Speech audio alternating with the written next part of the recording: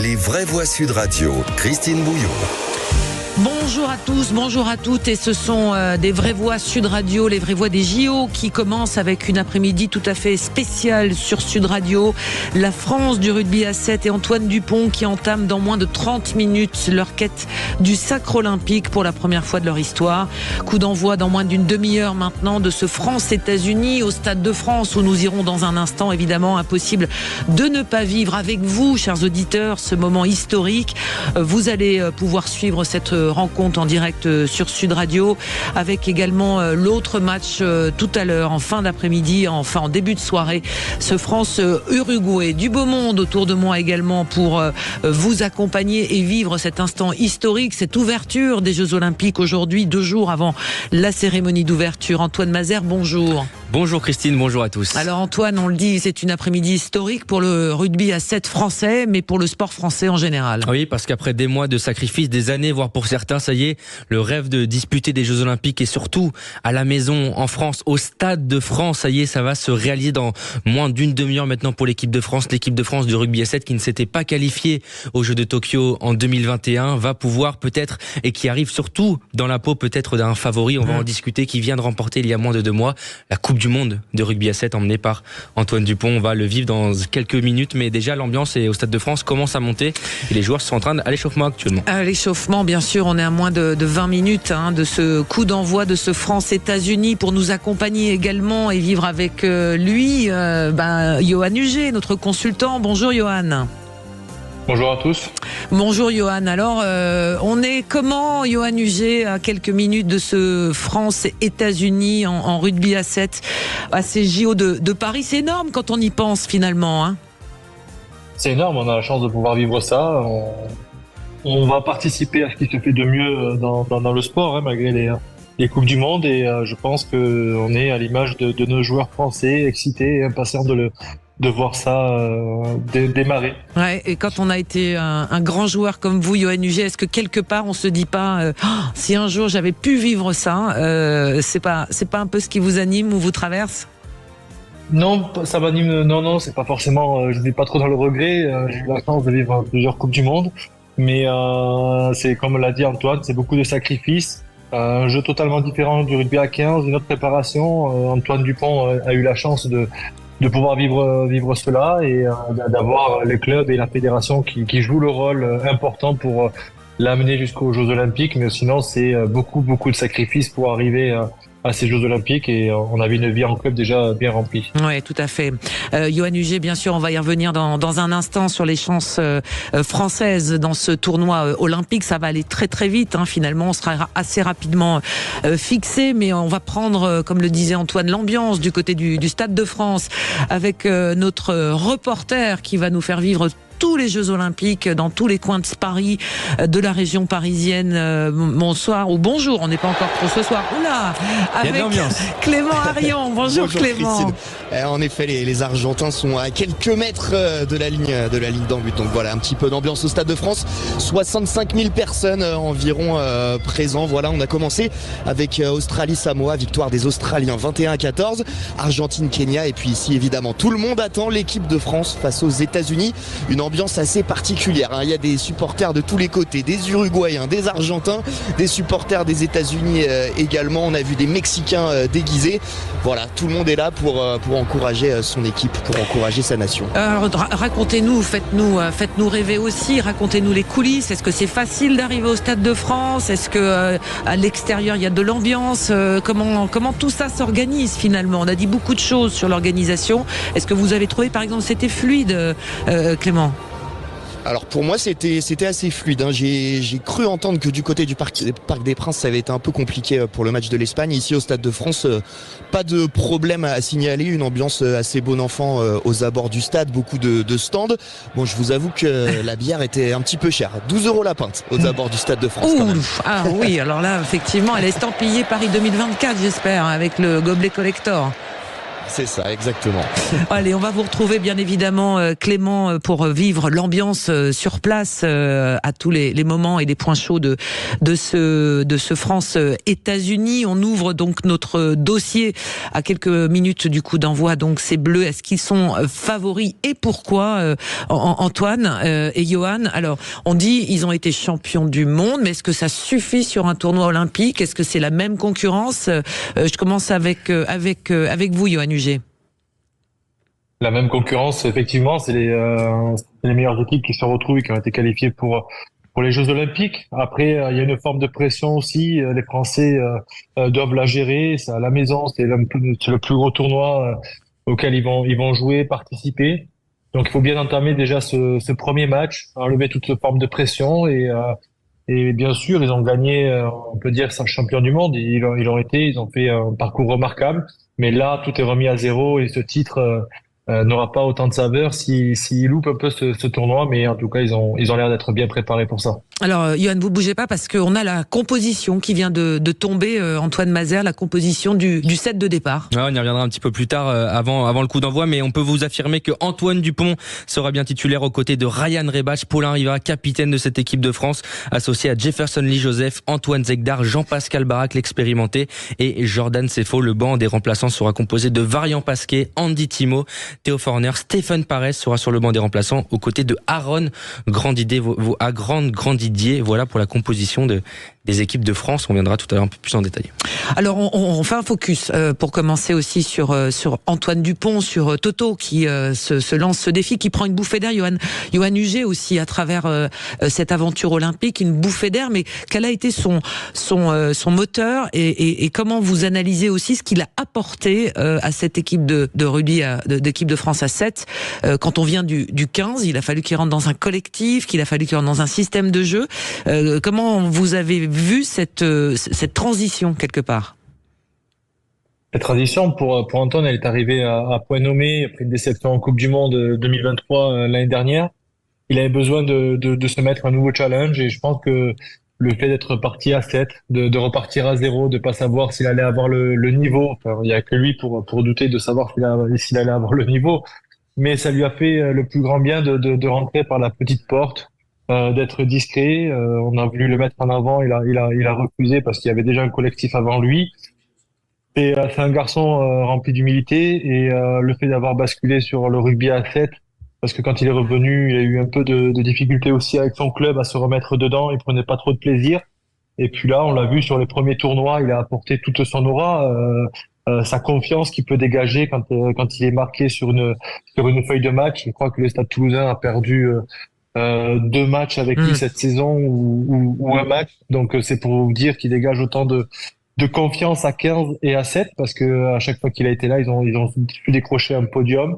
Et les 2 matchs où il est pas là, ils font 8e, je crois, et 5e. Donc voilà, c'est tout ce que peut dégager un Antoine Dupont quand il est coché juste sur une feuille de match. Ouais, ça c'est le regard de Johan Huget. On va écouter, si vous le voulez bien, Antoine Dupont qui parle de son projet olympique, hein, cette échéance qu'il avait coché sur son calendrier et sur sa vie de sportif de haut niveau aussi. On écoute Antoine Dupont. J'en attends évidemment de gagner. Je pense qu'on est tous ici pour ça et c'était un challenge aussi qui est arrivé à point nommé dans ma carrière où j'entrais dans presque une certaine forme de routine, même si le mot est pas très valorisant, mais en répétant les saisons qui sont très longues, j'avais besoin d'un nouveau challenge, j'avais besoin de quelque chose de nouveau, de frais pour me nourrir moi en tant qu'homme, mais aussi en tant que sportif et que joueur de rugby sur le terrain. Et je pense que j'ai trouvé tout ce que j'étais venu chercher. Ouais, il est venu chercher tout ce qu'il avait voulu chercher. On imagine, c'est un tel compétiteur, hein, c'est un plus pour cette équipe de France. Est-ce que pour Johan Huget, pour clore cette partie sur le cas Antoine Dupont, est-ce que pour l'ensemble du collectif aussi, on imagine que c'est pas simple d'intégrer un tel joueur et en même temps ça l'est aussi. C'est paradoxal. Oui, c'est tout à fait, c'est Antoine. Antoine est le paradoxe du rugby, parce qu'il dégage cette aura autour de lui, mais avec les côtés positifs et négatifs, beaucoup de pression médiatique. On a pu le voir, l'équipe de France A7 a été mise énormément en avant après son arrivée, que ce soit son premier tournoi à Vancouver où tout le monde était focus sur lui. Donc du coup, je pense que ça a libéré un peu d'espace pour les autres et pour se mettre en avant également. Et c'est Antoine, là, il va falloir gérer son tournoi parce qu'il avait l'habitude d'être un impact player, il démarrait pas tous les matchs. Et là, je tentais de voir s'ils allaient changer. Ils ont changé, ils l'ont mis titulaire d'entrée, donc c'est qu'ils veulent démarrer la compétition tambour battant et tant mieux pour notre équipe de France.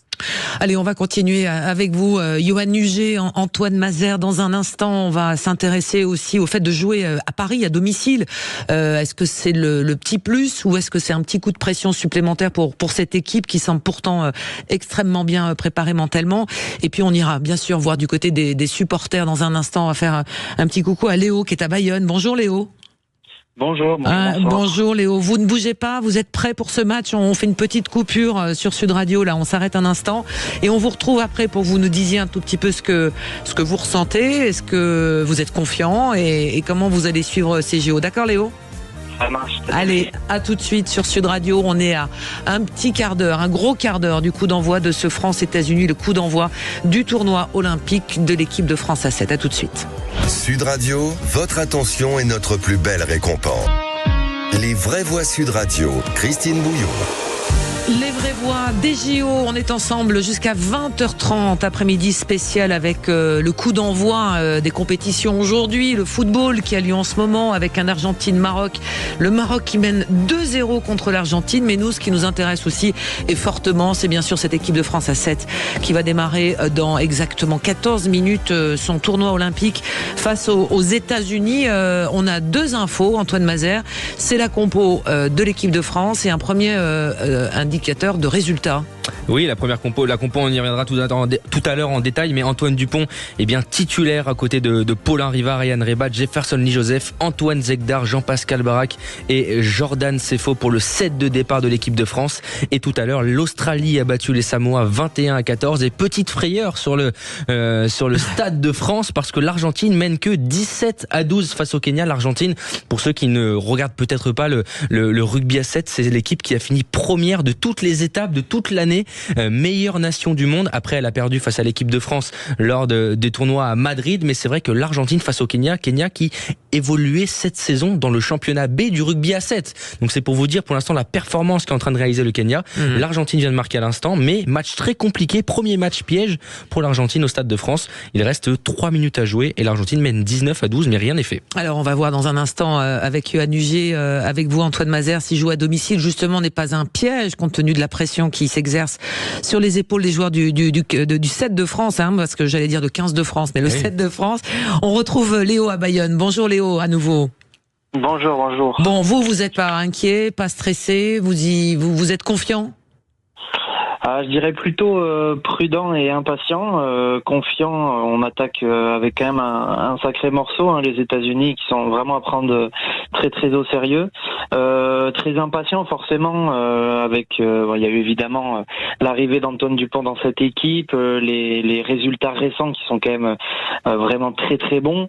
Donc forcément impatient de voir cette équipe de France dans ces JO à domicile qui plus est, mais quand même prudent dans la mesure où on a un tirage pas si simple avec les Fidji, les États-Unis. On sait que dans le cas où on finirait pas premier, on pourrait affronter un très gros morceau en quart. Donc j'attends de voir, mais très impatient évidemment. Ouais, alors vous allez suivre comment Léo, parce que c'est des matchs qui vont très vite, c'est un tournoi qui est express. Comment on s'organise contrairement aux 15 pour regarder tous ces matchs? Alors bon, moi j'ai la chance en ce moment d'être en vacances, donc je vais pouvoir regarder ça tranquillement en famille. Mais vous avez mis la télé et tout ça, vous êtes prêt pour dans un gros quart d'heure, c'est ça? Tout est prêt pour passer un bon moment et regarder cette belle journée de rugby à 7, parce qu'il n'y a pas que l'équipe de France, il y a aussi de très beaux matchs à côté. Et vu que c'est un sport qui évidemment me passionne et qui est vrai jusqu'à maintenant, qui était peu suivi et grâce à Dupont, il y a eu qui a été un peu plus médiatisé, donc c'est tant mieux.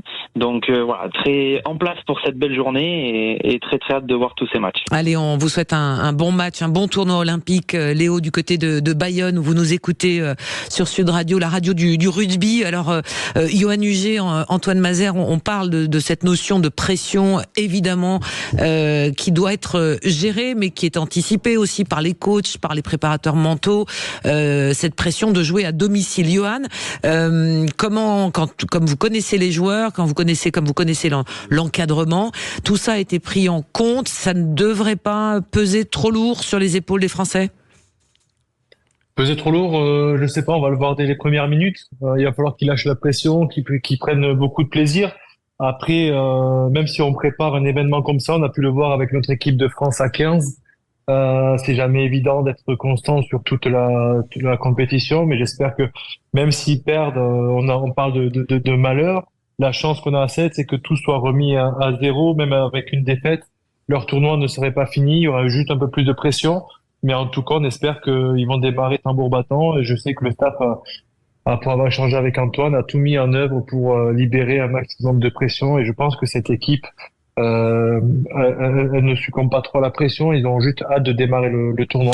Est-ce que justement l'apport d'Antoine Dupont, qui est au contact de ces grands rendez-vous, ces grands événements, ces finales européennes, ces finales de top 14, est-ce que ça, dans un groupe, justement, ça permet d'enlever pour les autres une espèce de pression, puisque les radars sont surtout sur Antoine Dupont, finalement, Yoann Huget? Oui, mais lui, il absorbe la pression. Il a l'habitude de jouer des grands matchs. Que ce soit avec son club récemment, finale de Coupe d'Europe, finale de top 14. Et ils ont eu la chance aussi de participer au dernier tournoi du tournoi du monde, au championnat du monde. Donc, il peut générer beaucoup de confiance, de sérénité autour de lui, même si c'est pas un grand bavard. Le fait de l'observer nous rassure et il sait, l'équipe de France sait qu'à tout moment il peut être le déclencheur d'une action, ou comme il a fait à quelques reprises pour sauver cette équipe de France à 7. Mais justement, il en a parlé, Antoine Dupont, il y a 2 jours en conférence de presse. Il parle de cette pression qui peut jouer en faveur des Français. Il parle même des Français des chercheurs d'or pour aller chercher la médaille olympique. On l'écoute. Pression, non, c'est plus de la confiance. Ça donne du crédit à notre ambition. Depuis le début de la saison, on dit qu'on est des chercheurs d'or, qu'on l'a trouvé 2 fois cette année. Donc on espère continuer sur cette lancée-là. Et bien sûr qu'on a une certaine pression parce qu'on est à domicile. Mais dans tous les cas, toutes les équipes qui participent ont une ambition telle et une exigence telle que la pression elle sera présente pour tout le monde. Justement, jouer à domicile, c'est important pour certains. Il y a des très jeunes joueurs dans cette équipe, mais il y a également des joueurs expérimentés. Mais c'est vrai qu'il n'y a pas d'étape à Paris pour le 7 de France. Variant Pasquet, on a parlé chez nos confrères de COP Rugby, jouer à Paris, jouer devant sa famille, jouer devant ses amis, ça peut quand même donner un petit boost. On l'écoute. On va l'écouter dans un instant, Variant. Jouer devant ses fans, peut-être sa famille, est-ce que ça rajoute une pression ou c'est différent? C'est plus quelque chose qui va venir t'aider? C'est énorme, mais pour moi c'est seulement un boost parce que j'ai pas fait partie de la génération qui a déjà fait des tournois du 7 Series à Paris. Donc je sais pas ce que ça fait. Avant il y avait un tournoi à Jean-Bouin. Je sais pas ce que ça fait de jouer à Paris devant ceux que j'aime, ma famille, mes amis, etc. Et même les Parisiens de manière générale, les Français. Donc là ça va être énorme et c'est quelque chose que je vais vivre à 200%, donc ça. Ouais, c'est à 200%, mais c'est vrai que c'était quand même un événement absolument merveilleux et magique pour ces joueurs d'être à ce rendez-vous olympique, d'être qualifiés. Parce qu'il reste 8 minutes avant le coup d'envoi, Yoann Huget, Antoine Mazère, on sait aussi que le rugby à 7, la famille rugby a besoin aussi de cette lumière du rugby à 7 au niveau international. Bien sûr, ils ont besoin de cette lumière et ils ont surtout besoin de résultats positifs pour aussi en revenir sur ce qui s'est passé et l'image du rugby a été détériorée un petit peu, donc ils ont cette lourde tâche aussi de remettre le rugby sur les bons rails et de montrer qu'on a des valeurs et de montrer aussi que voilà, ce qui prime avant tout c'est le résultat sportif. C'est effectivement important de revenir sur la présence et les sports co. On fera un focus tout à l'heure sur les sports collectifs avec les vraies voix des JO, ces sports collectifs qui démarrent aujourd'hui et demain il y a le handball, après il y a le volley, il y a le basket, qui sont des grands pourvoyeurs de médailles et ça lancerait aussi, Yoann Huget, finalement l'équipe de France olympique s'il y avait d'ores et déjà quasiment un résultat extrêmement positif dans les prochaines heures. Ah mais bien sûr, le positif entraîne le positif. Donc s'ils arrivent nos équipes de France collectives, Sportco arrivent à donner de l'élan à tout le monde et toute la délégation française pour aller chercher des médailles, bien sûr que ça serait un énorme point positif pour notre équipe de France olympique, j'ai envie de dire. C'est effectivement, Antoine Mazère, quelque chose... Le programme, on va le donner, il est important pour l'équipe de France de rugby à 7 et cette équipe de France masculine. D'abord, premier match, on l'a dit, dans 5 minutes, moins de 5 minutes pour vivre l'entrée en lice de l'équipe de France face aux États-Unis. Ensuite, un petit peu plus tard dans la soirée, bien sûr, vous le vivrez sur Sud Radio, France-Uruguay à partir de 20h. Et demain, le dernier match pour déterminer si l'équipe de France verra les quarts de finale et surtout à quelle position de la poule sera classée l'équipe de France. 15h30, face à qui? Face aux Fidji, double champion olympique, rien que ça, pour pouvoir se qualifier en quart de finale. Pour nos auditeurs qui ne connaissent pas parfaitement les règles du rugby à 7, on les rappelle brièvement, Antoine Mazère. Demi-temps de 7 minutes. Demi-temps de 7 minutes, ça va aller très vite, mais il va y avoir de l'intensité, du contact partout. Demi-temps de 7 minutes, 2 équipes également de 7 joueurs qui vont s'affronter sur, c'est les mêmes règles qu'au rugby à 15, sauf que la transformation se fait en drop. Une fois que l'essai est marqué, pour gagner du temps, on n'a que 60 secondes pour pouvoir transformer, et c'est en drop pour gagner du temps, et c'est l'équipe qui a marqué, qui renvoie la balle, car la possession est plus importante que le gain de terrain en rugby à 7. Antoine, vous avez la parole. Petit prono. Victoire de l'équipe de France 26-22. Julien, à la régie. Bonjour Christine, bonjour tout le monde. C'est un multiple de 7, non?